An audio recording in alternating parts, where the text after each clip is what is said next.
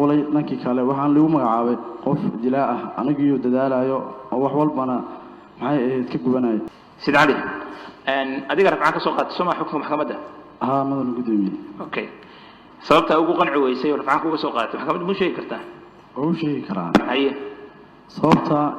xukunkan rafcaan uga soo qaatay mudan gudoomiye waxay tahay in lagu xadgudbay anoo dhibana ah dhibkan la isku dul saaray oo lagu magacaabay in ay dilaa xaaskiisa iyo caruurtiisa dilay taasna ay ahayn mid aan jirin ku celi maxaad tiri anigi in aan baraf ku soo dhig in lagu been abuurtay awgeeda xukunkan rafcaan mudan gudoomiye uga qaatay xaaskiisa iyo caruurtiisa dilay ma jiro waxa lagu tilmaamay in xaaskiisa iyo caruurtiisa dilay sida awgeed oo qof maxay ahayd lagu magacaabay qof dilaa ah dambigiina aan geysan sidaas rafcaan uga qaatay waxaan halkan u imaaday in cadaalad helo sidee wuxuu dhacay marka ma sheegi kartaa وين شيء كرام من قدامي فالكان ما واحد كجرا ما سي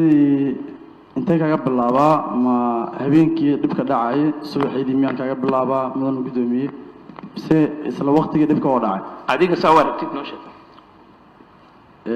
أرتا من قدامي دبكان وداعي وأنا وحى أوجهي سومالنا يا أوجتهي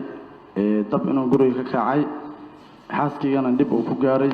laakiin aniga maana ahayn qofkii maxay ahayd xaaskiisa dilayay ama dabka ku shiday uu gubay waxaan waxay ku dhaceen sikadiisa oo lama filaan ah dabkiina guriga waa ka kacay